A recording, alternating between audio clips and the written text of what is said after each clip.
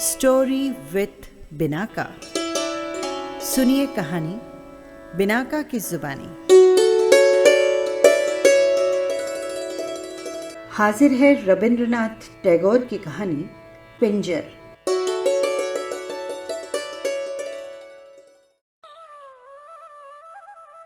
जब मेरी पढ़ाई समाप्त हो चुकी थी तो मेरे पिता ने मुझे वैदिक सिखानी चाहिए और इस काम के लिए एक जगत के अनुभवी गुरु को नियुक्त कर दिया गया।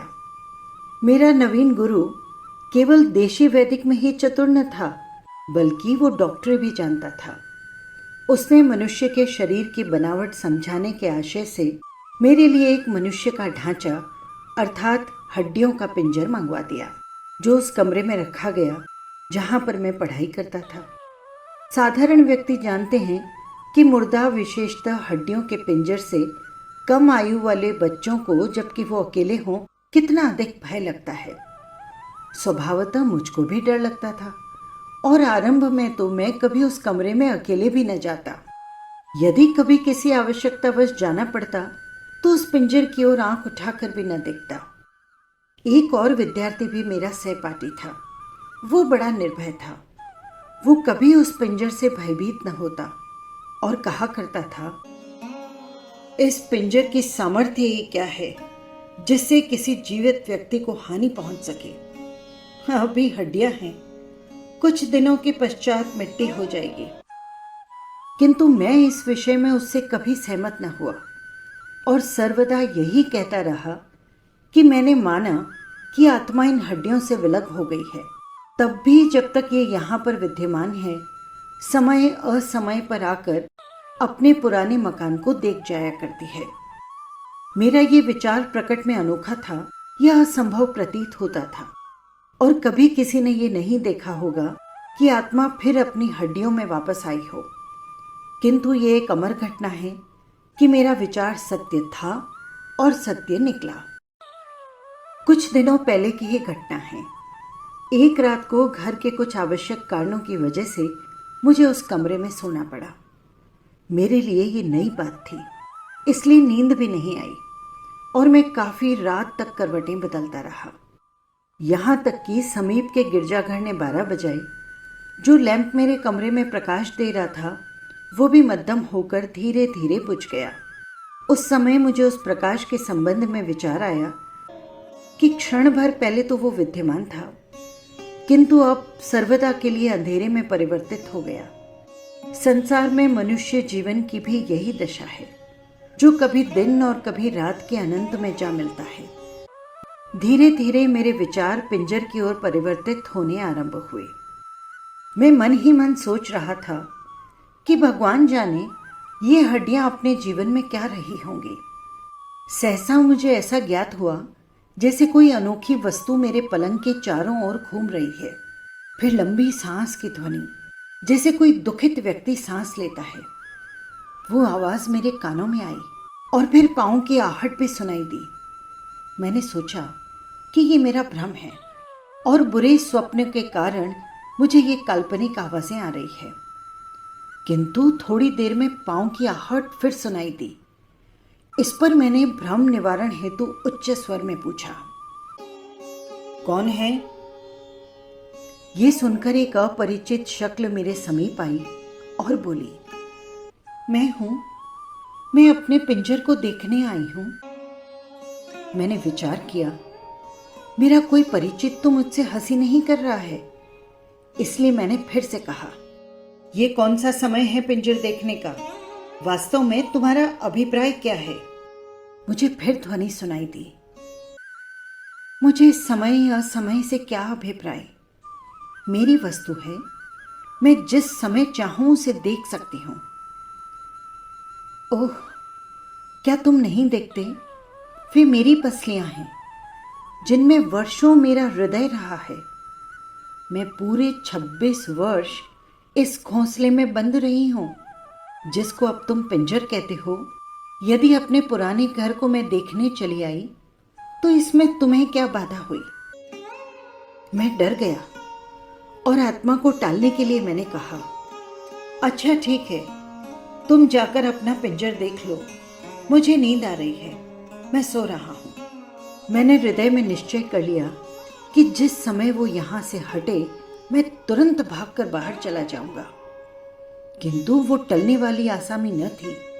कहने लगी, क्या तुम यहाँ अकेले सोते हो? अच्छा आओ, कुछ बातें करें।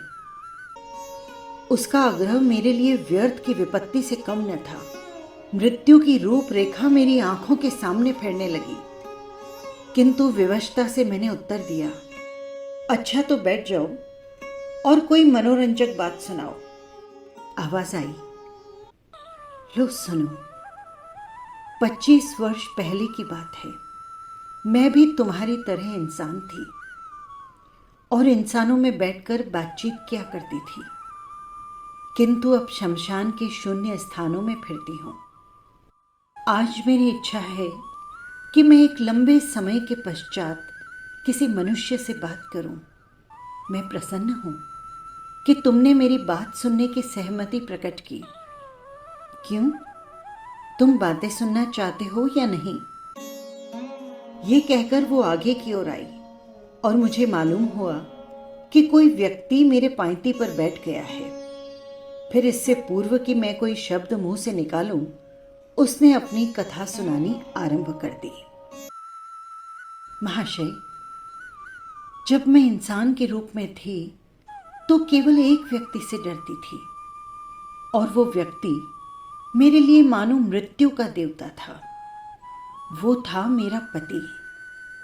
जिस प्रकार कोई व्यक्ति मछली में कांटा लगाकर उसे पानी से बाहर ले आता है, वो व्यक्ति मुझे उसी तरह मेरे माता पिता के घर से बाहर ले आया था और मुझे वहां पर जाने भी नहीं देता था।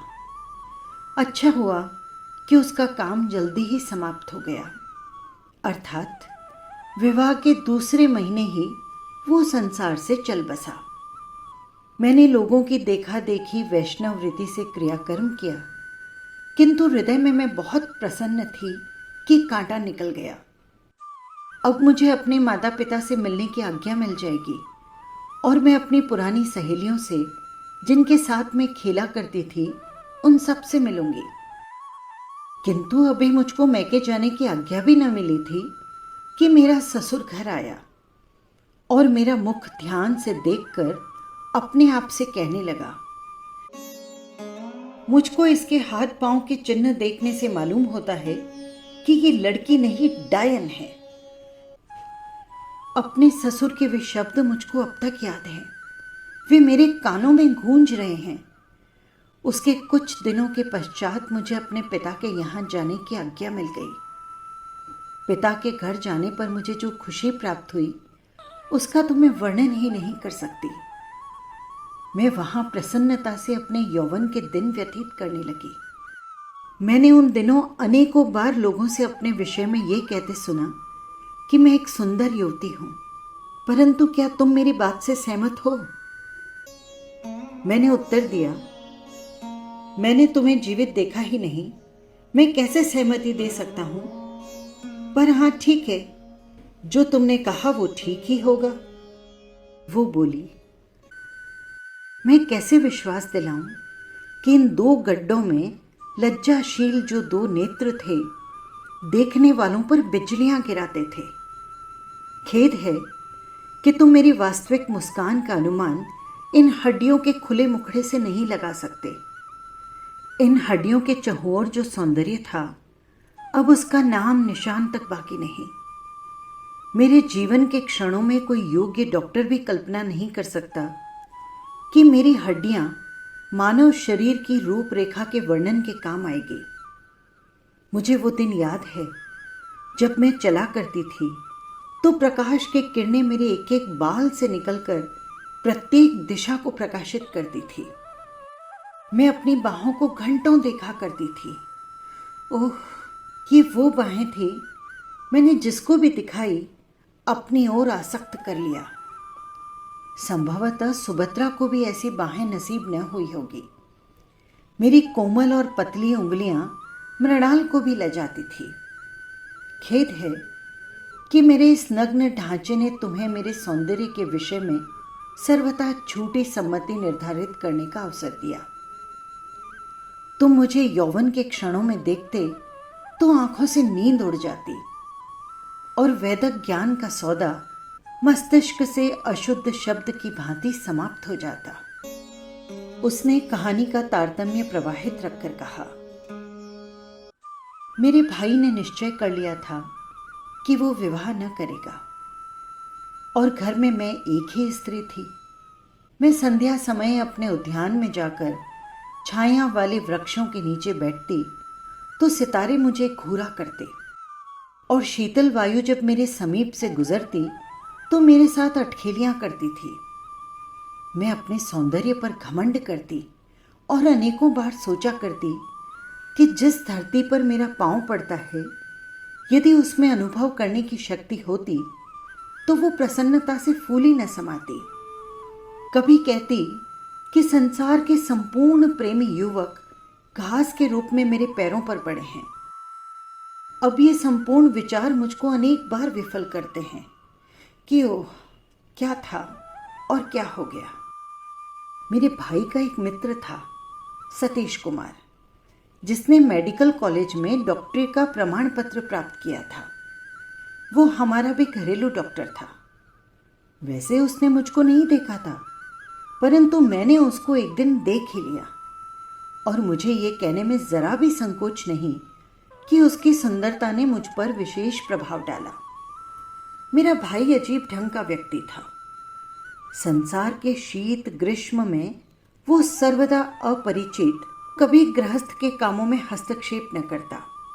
वो मौन प्रिय और एकांत में रहा करता था, जिसका परिणाम ये हुआ कि संसार से अलग होकर वो एकांत प्रिय बन गया और साधु महात्माओं का सा जीवन बिताने लगा। हाँ, तो वो नवयुवक जो सतीश कुमार हमारे यहाँ प्राय आता था, ये वही नवयुवक था जिसको अपने घर के पुरुषों के अतिरिक्त मुझे देखने का संयोग प्राप्त हुआ था। जब मैं उद्यान में अकेली होती और पुष्पों से लदे हुए वृक्ष के नीचे महारानी की भांति बैठती तो सतीश कुमार का ध्यान और भी मेरे हृदय में चुटकियां लेता। परंतु तुम किस चिंता में हो? तुम्हारे हृदय पर क्या बीत रही है? मैंने ठंडी सांस भरकर उत्तर दिया, मैं ये विचार कर रहा हूं कि कितना अच्छा होता कि मैं ही सतीश कुमार होता। वो हंसकर बोली, अच्छा, पहले मेरी कहानी सुन तो लो, फिर प्रेमालाप कर लेना। एक दिन वर्षा हो रही थी। मुझे कुछ बुखार सा आ गया। उस समय डॉक्टर अर्थात मेरा प्रिय सतीश मुझे देखने के लिए आया। ये प्रथम अवसर था कि हम दोनों एक दूसरे के आमने सामने बैठे थे और मैंने इतने करीब से उसे देखा था और देखते ही डॉक्टर तो जैसे मूर्ति समान स्थिर हो गया और मेरे भाई की मौजूदगी ने होश संभालने के लिए बाध्य कर दिया। वो मेरी ओर संकेत करके बोला, मैं इसकी नब्ज देखना चाहता हूं। मैंने धीरे से अपना हाथ दुशाले से निकाला। डॉक्टर ने मेरी नब्ज पर हाथ रखा। मैंने इससे पहले कभी नहीं देखा था कि किसी डॉक्टर ने मामूली से ज्वर के लिए निरीक्षण में इतना विचार किया हो। उसके हाथ की उंगलियां कांप रही थी। कठिन परिश्रम के बाद उसने मेरे ज्वर को अनुभव किया, किंतु वो मेरा ज्वर देखते देखते जैसे स्वयं ही बीमार हो गए। क्यों, तुम क्या इस बात को मानते हो या नहीं? मैंने डरते हुए कहा, हाँ हाँ, बिल्कुल मानता हूं। मनुष्य की अवस्था में परिवर्तन उत्पन्न होना कठिन नहीं है। वो बोली, कुछ दिनों परीक्षण करने के बाद ज्ञात हुआ कि मेरे हृदय में डॉक्टर के अतिरिक्त और किसी नवयुवक का विचार तक नहीं। मेरा कार्यक्रम था संध्या समय बसंती रंग की साड़ी पहन, बालों में कंघी कर, फूलों का हार गले में डाल, दर्पण हाथ में लिए बाग में चले जाना और पैरों देखा करना। क्यों, क्या दर्पण देखना बुरा है? मैंने घबरा कर उत्तर दिया, नहीं तो। उसने कहानी का सिलसिला स्थापित रखते हुए कहा, दर्पण देखकर ऐसा अनुभव करती जैसे मेरे दो रूप हो गए हैं। अर्थात मैं स्वयं ही सतीश कुमार बन जाती और स्वयं ही अपने प्रतिबिंब को प्रेमिका समझकर उस पर तन मन न्यौछावर कर देती। ये मेरा बहुत ही प्रिय मनोरंजन था और मैं इसमें घंटों व्यतीत कर देती। अनेकों बार तो ऐसा हुआ कि मध्याह्न को पलंग पर बिस्तर बिछाकर लेटी और एक हाथ को बिस्तर पर अपेक्षा से फेंक दिया। जरा आंख झपकी तो सपने में देखा कि सतीश कुमार आया है और मेरे हाथ को चूम कर चला गया। बस अब मैं अपनी कहानी समाप्त करती हूँ। तुम्हें नींद आ रही होगी, तुम सो जाओ। मेरी उत्सुकता बढ़ चुकी थी, अतः मैंने नम्रता भरे स्वर में कहा, नहीं नहीं, तुम कहे जाओ, मेरी जिज्ञासा बढ़ती जाती है। वो कहने लगी, अच्छा तो सुनो। थोड़े दिनों बाद ही सतीश कुमार का कारोबार बहुत बढ़ गया और उसने हमारे मकान के निचले भाग में अपनी एक डिस्पेंसरी खोल ली। जब उसे रोगियों से अवकाश मिलता तो मैं उसके पास जा बैठती और हंसी ठट्ठों में विभिन्न दवाइयों के नाम पूछती रहती। इस प्रकार मुझे ऐसी दवाइयाँ भी ज्ञात हो गई जो विषैली थी। सतीश कुमार से जो कुछ मैं मालूम करती वो बड़े प्रेम और नम्रता से मुझे बताया करता। इस प्रकार एक लंबा समय बीत गया और मैंने अनुभव करना आरंभ किया कि डॉक्टर के होश हवास खोए खोए से रहते हैं और जब कभी मैं उसके सम्मुख होती हूँ तो उसके मुख पर मुर्दानी सी छा जाती है। परंतु ऐसा क्यों होता था, इसका मुझे कोई कारण ज्ञात न हुआ। एक दिन डॉक्टर ने मेरे भाई से गाड़ी मांगी। मैं पास ही बैठी थी। मैंने भाई से पूछा, भाई ये डॉक्टर रात में इस समय कहाँ जाएगा? मेरे भाई ने उत्तर दिया, तबाह होने। मैंने अनुरोध किया कि मुझे बताया जाए कि वो कहाँ जा रहा है। भाई ने कहा, वो विवाह करने जा रहा है। ये सुनकर मुझ पर मूर्छा से छा गई, किंतु मैंने अपने आप को संभाला और भाई से फिर पूछा, भाई क्या वो सचमुच विवाह करने जा रहा है या तुम मुझसे मजाक कर रहे हो? उसने उत्तर दिया, सत्य ही आज डॉक्टर दुल्हन ले आएगा। मैं वर्णन नहीं कर सकती कि ये बात मुझे कितनी कष्टप्रद अनुभव हुई। मैंने अपने हृदय से बार बार पूछा कि डॉक्टर ने मुझसे ये बात क्यों छिपा कर रखी। क्या मैं उसको रोकती कि विवाह मत करो? इन पुरुषों की किसी बात का कोई विश्वास नहीं। मध्याह्न में डॉक्टर रोगियों को देखकर डिस्पेंसरी आया तो मैंने उससे पूछा, डॉक्टर साहब क्या ये सत्य है कि आज आपका विवाह है? ये कहकर मैं बहुत हंसी और डॉक्टर को ये देखकर कि मैं इस बात को हंसी में उड़ा रही हूँ न केवल लज्जित हुआ बल्कि कुछ चिंतित सा हो गया। फिर मैंने सहसा पूछा, डॉक्टर साहब ये बताइए कि जब आपका विवाह हो जाएगा क्या आप तब भी लोगों की नब्ज इसी प्रकार देखा करेंगे?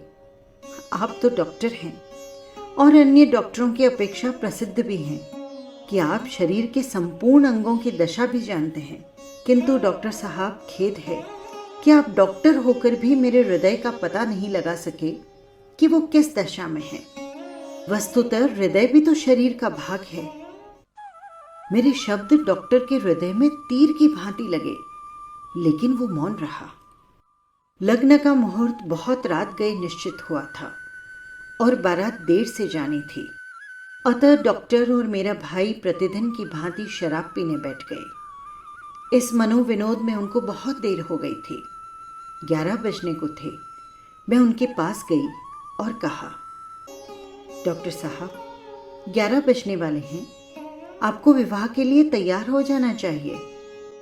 वो किसी सीमा तक चेतन हो गया और बोला, अभी जाता हूँ।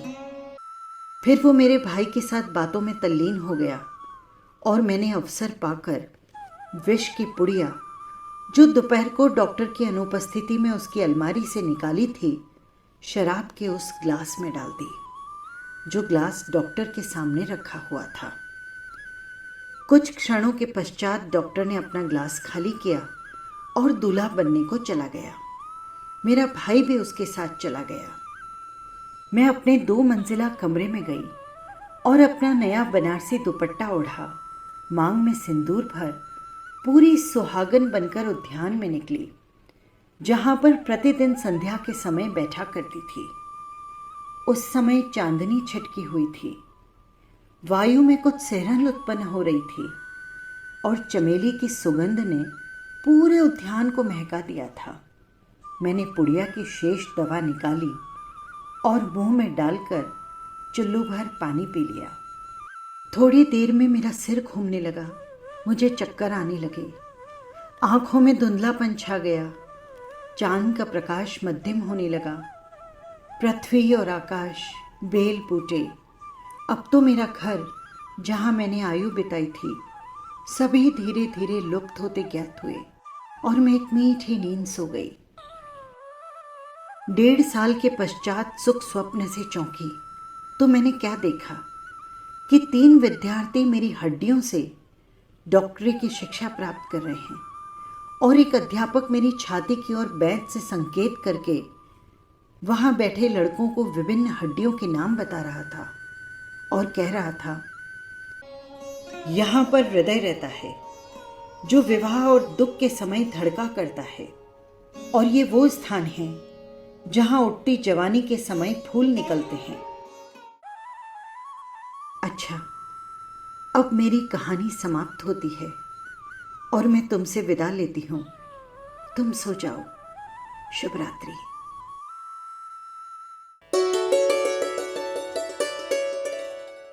बस यही थी कहानी। आपको कैसी लगी कमेंट बॉक्स में ज़रूर लिखिएगा। और हाँ, यदि आपने चैनल को सब्सक्राइब नहीं किया है तो कर लीजिएगा, जिससे हर कहानी सीधे पहुंच सके आप तक। फिर मिलेंगे किसी नई कहानी के साथ। नमस्कार।